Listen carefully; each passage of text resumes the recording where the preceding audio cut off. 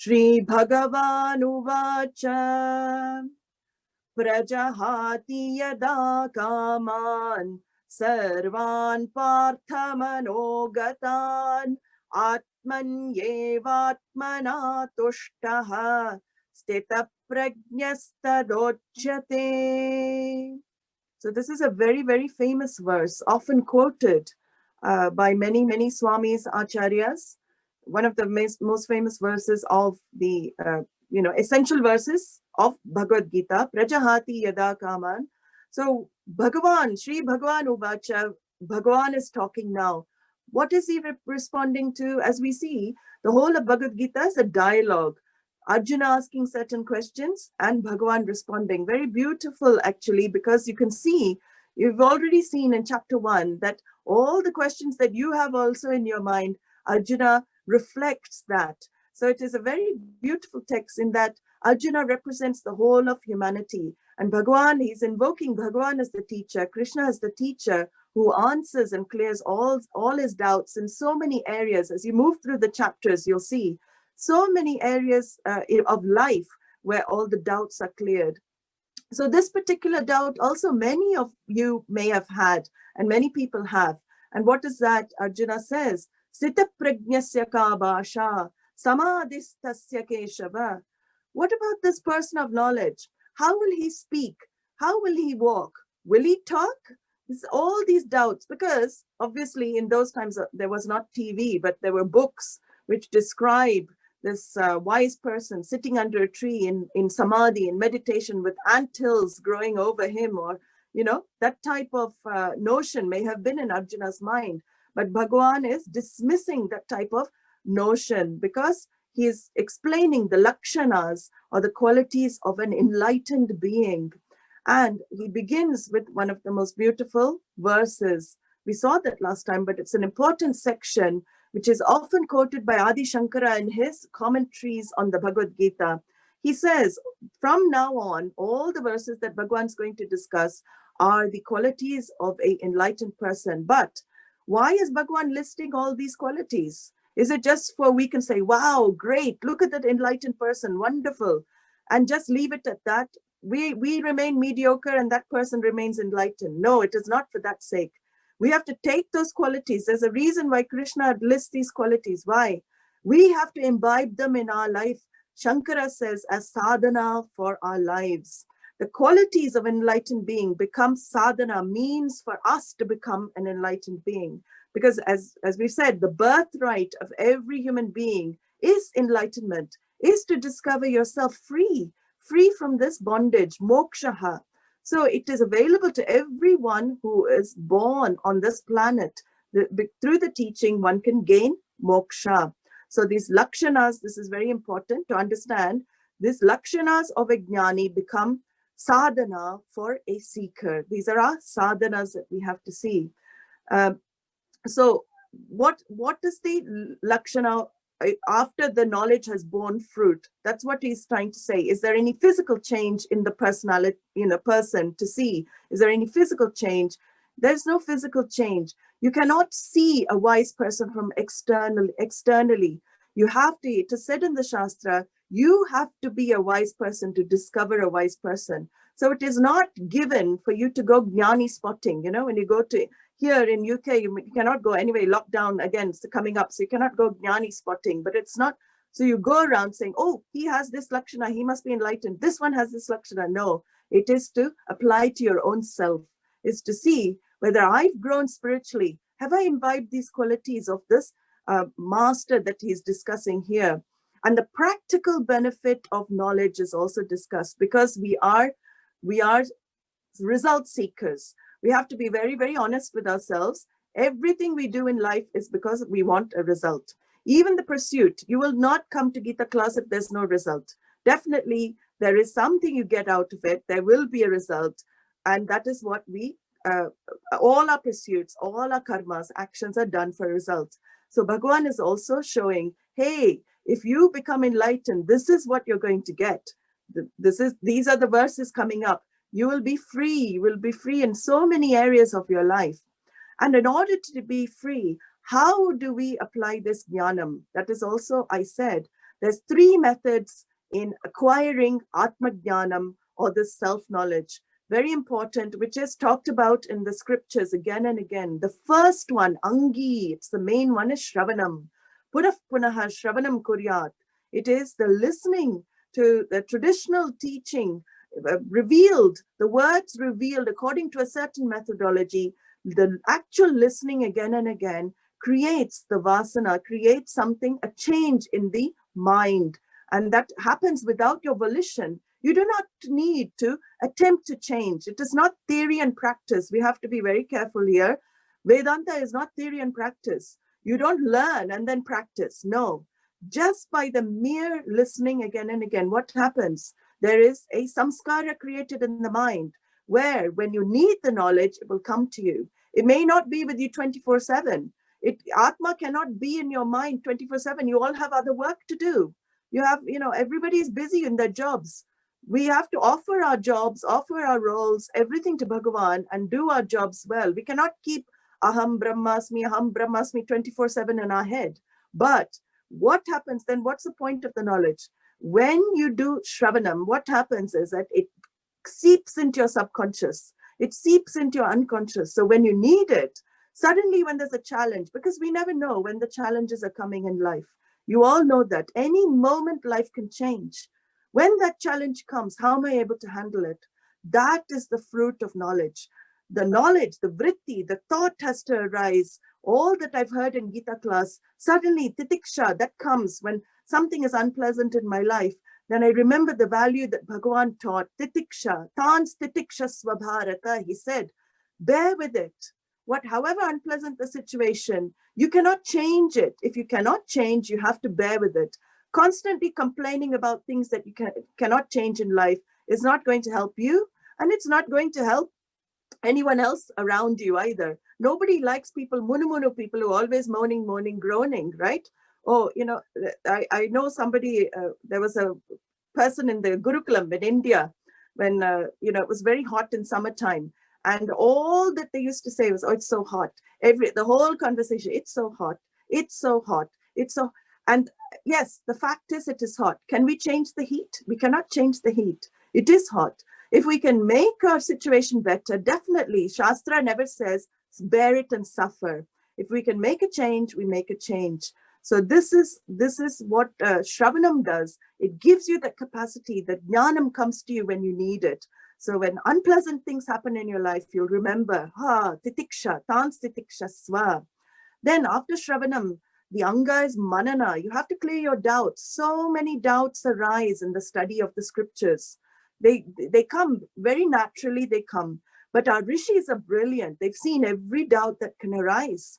And they've actually consolidated all those doubts in a text called Brahma Sutra. If any of you are going to study Shastra in depth in future, you will see how brilliantly all the doubts that arise through the study of Bhagavad Gita or the other Upanishads, they will be answered in 555 sutras of that particular text. There is not one doubt left uncleared. That is the brilliance of the rishis. Everything that could come is in that book.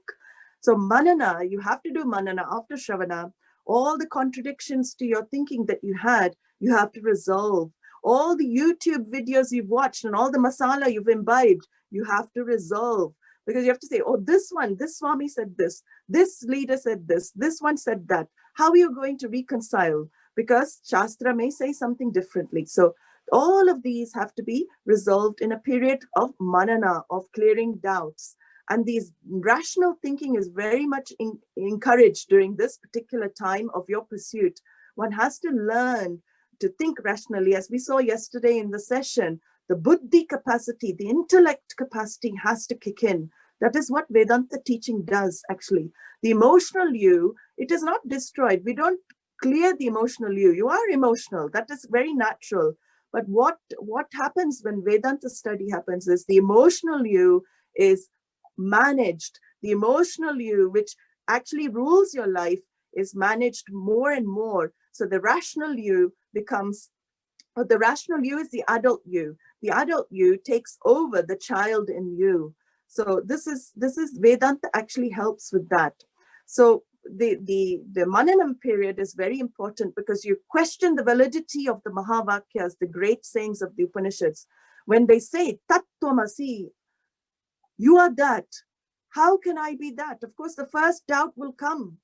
That during a period of Mananam, it is cleared, it is resolved.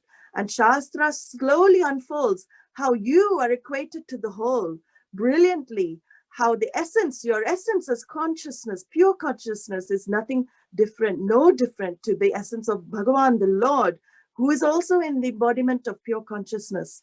The outward upadis, they may differ. Your body, mind, senses can never be equated to Krishna's body, mind, senses. He is unique, he's an avatar. We don't equate on that level. We equate on the essential level. And on the essential level, you are one with everything on this, in this universe. That is the vision of the Upanishads. Ekameva advitiyam. There is just one without a second. There is no second here. People, you see people outside you. You see things outside you. This universe of multiplicity is resolved into one thing, which is consciousness. So nothing is separate from you. This is the vision that we have to imbibe. This is the vision that Shastra is trying to help us understand. So during Mananam, the intellectual obstacles are removed with clearing the doubts. And that is not the end. After Mananam, we have a period of reflection, a period of contemplation. You have to absorb what you have learned. You have to absorb what you have gained from Shravanam. You have to absorb all the doubts which have been cleared. Nididhyasanam is the third anga. Nididhyasanam means the knowledge that you have gained should turn to assimilation. So many of you here have been listening to me for, maybe not even me, other people as well. You've been listening for many years, been listening. But the knowledge is there. Assimilation may not be there. Everybody has knowledge. We're not saying people don't have knowledge. Knowledge is very easy to gain. You just have to sit for one Vedanta class, and it's the same thing told again and again. Tat Tvamasi, Aham Brahmasmi, Prajnanam Brahma. Same thing, very short sentences, that's it. If you're adhikari, if your mind is prepared, you will get it immediately. But most human beings, we're not Ramanas and Ramakrishna Paramahamsas. There has to be some effort made to purify the mind, to clear the mind. That is why Nididhyasanam is a time of reflection. Nididhyasanam is the time of converting yourself, all the old habits that you had of identifying with the body, with the mind, with the senses. That's an old habit. And how old is the habit? Well, as many lives as you've had in different incarnations, that's how old the habit is. And Shastra says, to come to Vedanta, you must have lived millions and millions of lives. So can you imagine? Millions of lives of identification with the wrong you, with thinking you are limited by the body, mind, senses. Will it take 5 minutes to negate that? No, it takes a long, long time for most people, but it is negatable. It is, you are able to discover it as false identification, and that is jnanam, that is moksha. So nididhyasanam helps you remove all the past habitual errors, and this is how this jnani also that Bhagavan is discussing has gained this knowledge. He has total emotional immunity. His IQ has become EQ. And we say now they've discovered, I said SQ, spiritual quotient. His EQ has become his SQ, spiritual quotient, which means what? No reaction. There is no reaction in him at all. Whatever life throws at him, he takes it totally as part of this existence. There is inwardly, there is no reaction. Outwardly, he may act. There's a difference. Reaction is not there, action is there. That is an enlightened person. Enlightened person is not necessarily sitting still and not doing anything. They could be the most active people in the world, but inside they're acting freely. What is the difference between otherwise, the people who are not enlightened? Inside, the freedom is not there in action. There's attachment to the fruits of action. There is a lot of anxiety, frustration for future results. What's going to happen? Always the worry of future. What's going to happen? Always the concern of past. What happened? So mind is swinging between two, past and future. For a jnani, it is fresh.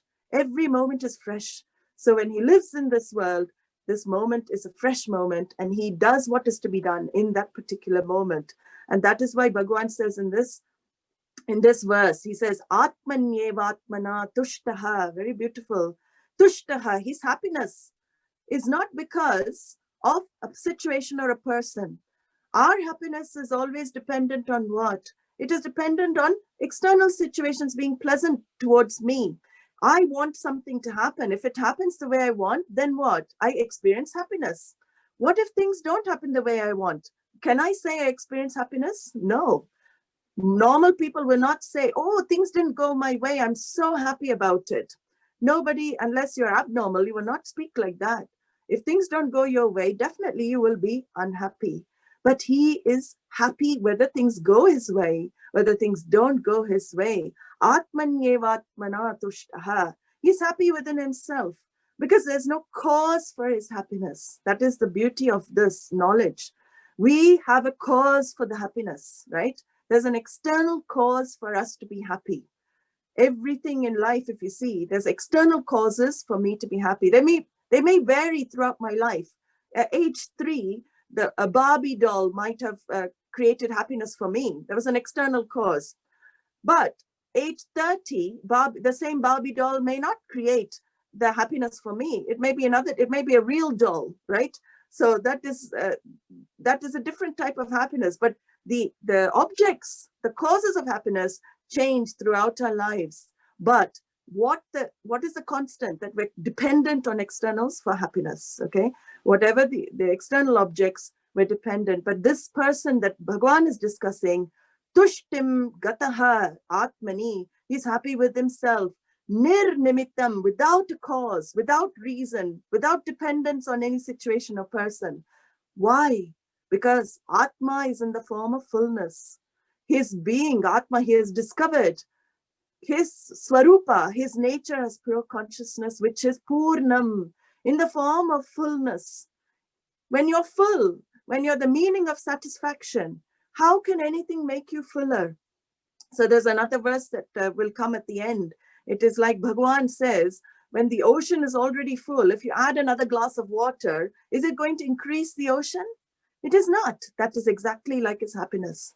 Nothing, addition to something, adding something extra to him is not going to increase his happiness. Taking something away from him is not going to increase his happiness because it is Purnam. Atmanyevatmana tushtaha. So this is the description of the Jnani here. He says also, Atmani tushtaha. Not just Atmane Vatmana tushta, is Atmani means in oneself. He's happy in oneself. So this happiness within is the key here that Bhagavan is trying to say. He's happy in himself. He's happy by himself. He's happy with himself. So that means what? He has discovered himself as the meaning of all security. His self is the security. He's self-sufficient. He's self-dependent. So what does that imply? Generally, that we're not any of these things. We are others dependent. We're dependent on others. We depend on security for external. All our security is placed externally. This is not for a wise person. And he is Atmana tushtaha. So because of this self-knowledge, the desires do not take him for a ride. Where's the question of desire? What's the point in desiring when you've discovered yourself as the meaning of satisfaction and limitless joy? So there's no dependence on his fulfilling any desires. So he's not pushed and propelled, but not saying that desires may arise in his mind, but his desires will be geared towards loka sangraha, which is the benefit of others, for the benefit of society. So he may still do activity for the benefit of society. So this is a description of the wise person. And the first line, which I'm saying last, is Prajahati Yada Kaman. He renounces, Prajahati means he renounces all expectations. All his desires are renounced. He doesn't have to force. He hasn't got rid of desires forcefully. Like you read in books, get rid of desires. No, he has not forcefully got rid of anything. They have dropped off. All his desires have dropped off. Yada prajati sarvan kaman. and all the ragas and dveshas, the binding likes and dislikes have been neutralized. He has no binding like towards anybody. Everybody's the same. If people come to him for help, he is ready to help. He looks upon the same. There's a verse that Bhagavan talks about, I think in 5th chapter, Shuni Chaiva Shvapakescha, Brahmana, Panditaha, a jnani will have equal vision for a dog and a dog eater, a Brahmin, or somebody, lower as well. So all are same in his vision. How do we understand that? We don't understand that all elephant is not the same as a person. But in that verse, he said, Hasti, Brahmane, Hasti, Gavi Hastini. So even an elephant is looked upon the same, but he won't see the form as the same. But when he looks upon this world, he sees the essence, which is consciousness, Brahman. So this is a Prajahati Yada Kaman. How do we develop it? That's the important thing. How do we get this attitude of Prajahati? How are we able to overcome our desires? We are not. We cannot. Also, let us be very, very frank. Bhagwan does not expect us to overcome our desires. Bhagwan doesn't say get rid of desires. But that is why Karma Yoga lifestyle is very important. Throughout the Gita, you see Karma Yoga lifestyle. Prasada Buddhi, we saw that attitude of accepting whatever Bhagwan, whatever results of action come into my life as prasada becomes the key in life. So neutralizing the ragas and dveshas, because it's the binding likes and dislikes that get me into trouble. I want this to happen in my life. If it doesn't happen, I become dejected, I become despondent. So this is how we cope with our desires. We don't negate our desires. We do act in life to fulfill our desires. But if we don't get what we want, what is the attitude of a Karma Yogi? Karma Yogi says, Bhagwan is in charge of whatever I receive in my life. Bhagwan is the one, Karma Paladata is the giver of results of action. He is the one who is giving me this situation right now. Yes, it is unpleasant. It is not what I expected that would happen to me. I put in all this effort in this area and look what I got. And other people have put in less effort, they got much more. That is also another type of thinking we have. Other people put in so little effort and they got much, much more. I know that I remember in my high school, when I was going to school, there was this one girl, and she must have had very, very good punya, because she never revised for one single exam in her life. But she would just go to the examination room, sit there, write the test, and get A plus, A plus, A plus, A plus. Whole school was jealous of that one particular girl. But it is very true. We don't know. Some people need to put less effort to get better result.